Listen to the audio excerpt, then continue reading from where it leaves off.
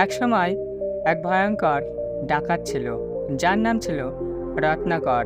সে গ্রামের লোকেদের ভয় দেখিয়ে ধন সম্পদ লুট করত এবং মানুষদের কষ্ট দিত।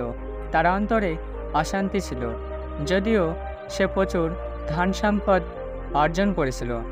একদিন সে সিদ্ধান্ত নিল যে সে আমার সঙ্গে সাক্ষাৎ করবে এবং আমার কাছ থেকে জানবে কিভাবে সে তার জীবনের অশান্তি দূর করতে পারে। রত্নাকর আমার সামনে এসে বললেন, গুরুদেব, আমি এক দুষ্ট ডাকাত। আমি অনেক ধন সম্পদ অর্জন করেছি, কিন্তু আমার মন অশান্ত। আমি জীবনে প্রকৃত সুখ খুঁজে পাচ্ছি না।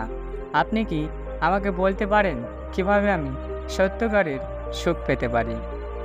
আমি শান্তভাবে বললাম, হে রত্নাকর, তোমার জীবনের অশান্তি তোমার কর্ম ও চিন্তার কারণে এসেছে। সুখ খুঁজতে হলে তোমাকে তোমার মন ও কর্ম বিশুদ্ধ রাখতে হবে। শোনো রত্নাকর, আমি তোমাকে একটি গল্প বলছি।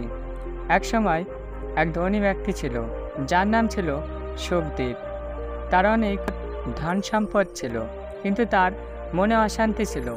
সে একদিন একজন সাধুর কাছে গিয়ে জানতে চাইলেন, এ মহাপুরুষ, আমি এত ধন সম্পদ পেয়েও কেন সুখী হতে পারি না? সাধু উত্তর দিলেন, সুখদেব, তোমার সুখ তোমার মন ও কর্মের বিশুদ্ধতার উপর নির্ভর করে। তুমি যদি সত্যকারের সুখ পেতে চাও, তবে তোমাকে সৎকর্ম ও সৎ চিন্তা রাখতে হবে। তোমার মনকে বিশুদ্ধ করে সৎ পথে চলতে হবে। সুখদেব ধীরে ধীরে তার মনের লোভ ও কামনা ত্যাগ করে সৎকর্ম ও সৎ চিন্তা করতে শুরু করল। তার মনে অশান্তি দূর হলো এবং সে সত্যকারের সুখ অনুভব করল। রত্নাকর আমার কথা শুনে গভীরভাবে অনুপ্রাণিত হলো। সে স্থির করল যে সে তার দুষ্কর্ম ত্যাগ করবে এবং সৎকর্ম ও সৎ চিন্তা শুরু করবে। সে তার জীবনের সমস্ত ধন সম্পদ গ্রামবাসীদের ফিরিয়ে দিল এবং আমার উপদেশ মেনে চলা শুরু করল। রত্নাকর ধীরে ধীরে তার মনের অশান্তি দূর করতে সক্ষম হলো এবং সত্যকারের সুখ ও শান্তি অনুভব করল। আমার শিক্ষার মাধ্যমে সে জানতে পারল যে জীবনের সত্যকারের সুখ মনের বিশুদ্ধতা ও সৎকর্মের মাধ্যমে অর্জন করা যায়।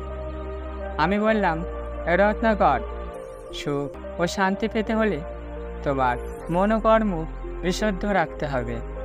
লোভ, ক্রোধ ও অহংকার ত্যাগ করে সৎ পথে চলতে হবে। তাহলেই তুমি জীবনে প্রকৃত সুখ ও শান্তি অর্জন করতে পারবে।